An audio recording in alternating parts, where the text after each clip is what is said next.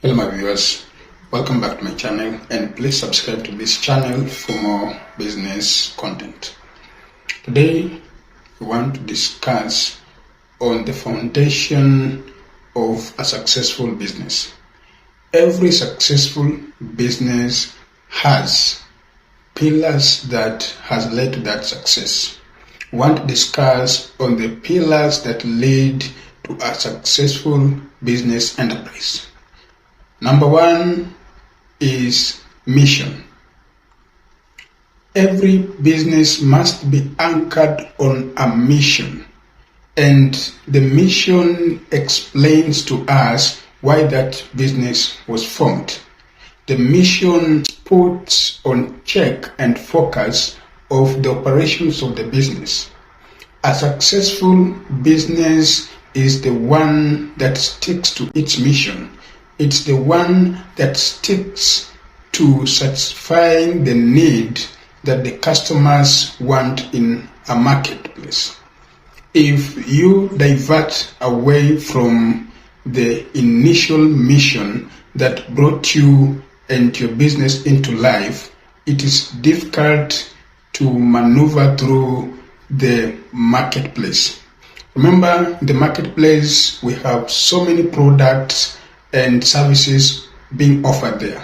A successful business is the one that will focus to its mission in delivering its services to the customers. The second pillar is teamwork. Every business must ensure that it has a very strong team behind its products. You should not be a sole player in a business environment. Always work with teams and get an advantage of working within a team. As a business person, you need other stakeholders. You need legal advisors. You need tax advisors. You need business advisors. You cannot be a know-it-all person in the market. You should always work within a strong team for a strong and successful business. No investor will come to invest in a weak team. Before people invest, they check who are the team players of that product. A product is never successful unless it has a foundation of a strong team behind it. Our next pillar, my viewers, is leadership. Every team needs a team leader. And as a team leader, you don't need to be the best. You just need to bring the best out of people. In organizations, you have to volunteer to take leadership roles. In church or mosque, volunteer to take leadership roles to achieve projects. If you take the leadership role, you are able to see the strengths you have. Be willing to take corrective feedback. Be willing to take criticism. By doing so, you build yourself around a strong leader. A good leader or a great leader is not born a leader, but is that person who is willing to be a leader and ready to take corrective feedback from his other team players. Our next pillar, my viewers, is cash flow management. Now, cash flow management is the equivalent of blood in a human body. When your heart stops to pump blood to various parts of the body, it will be a lifeless body. Now, in an organization, cash must be managed well. The cash available must be invested to increase and maximize the earning potential of your business.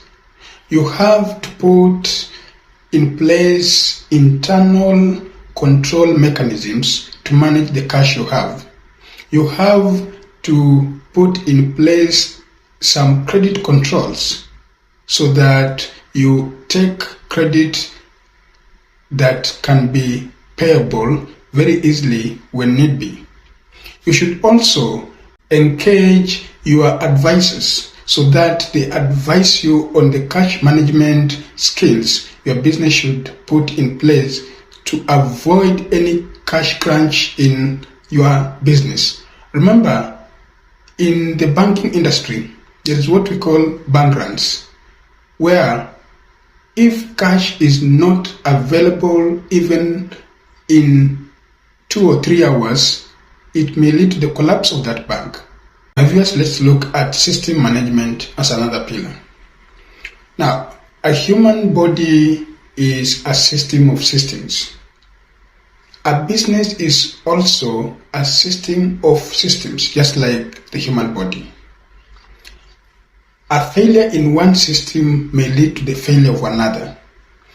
As a business person, you must manage all the systems in your business. You must make sure that they are running effectively. For example, when cash flow dries in your business, it will lead to the collapse of other systems.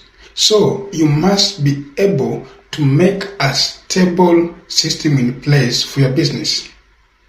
Today, most companies have put up very robust systems so that even if its CEO exits the company, the business will still run.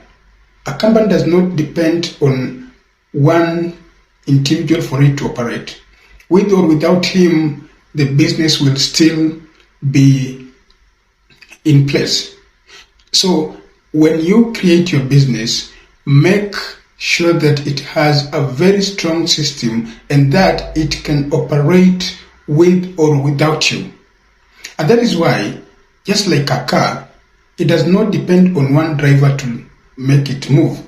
As long as you know how to drive that car, you can take it from one point to another. So individuals who make up strong systems for their businesses, they are able to hand over that business to their next generation when they are no longer able to operate. But if you make all systems to depend on you, if you fail to be operational, the business will fail. Today, banks will lend you money if you have a stable system in your business. But if you have very weak system procedures, banks will not give you money for any operations. So endeavor to have a strong system for your business. As the CEO of your company, your work is just to supervise systems and identify any system failures for correction. Our next pillar is legal management. How do you manage the legal aspect of your business? Today, we are in the information revolution era where you don't have to hold tangible property for you to be rich. People have become rich by holding the intangible property. How do you manage your intellectual property? Have you secured patents for your intellectual property? If you don't secure the legal protection for your intellectual property, someone else will do that. You've seen people taking others to court for using their intellectual property and they're claiming compensation for the same. It's because they have secured their intellectual property so that anybody who needs to use them must be licensed and pay royalties for the same. But if you just have an idea and expose it to the external forces before protecting that idea, be rest assured that that idea will be stolen and someone else will get a patent for it. The very important intangible assets you can have are copyrights, patents, trademarks, and they may give you more money than ownership of physical assets. Secure your business assets through the legal process. You have to get the legal advisors to take you through the process so that you don't lose everything through the intellectual bandits that come and steal your ideas and make money with them. The final thing, my viewers, is product management. A product is the expression of your business mission. It is what you're offering to the customers to satisfy their need. It is what you're offering to the market to fill the gap in that market. A successful product is the one that has a very strong team behind it. It is the one that has a very strong system behind it. Today, I know we have people or businesses that can make the best fries than KFC or Chicken Inn, but their product is not able to be sold much than what the sales KFC makes or what Chicken Inn makes. It is because KFC and Chicken Inn have a strong system behind that product. A product that has been built on the foundations and systems that we've discussed before will create a strong reception in the market. Your product must be founded on very strong pillars. It must be founded on very strong systems for it to be accepted in the market. The marketing levels you do to your product, the chain of distribution you have for your products, the kind of advertisements you make for your products, the packaging and design for your product will give it a more reception to the market than other products that are even more superior to a product. Thank you, my viewers, and continue staying on this channel for more business related content.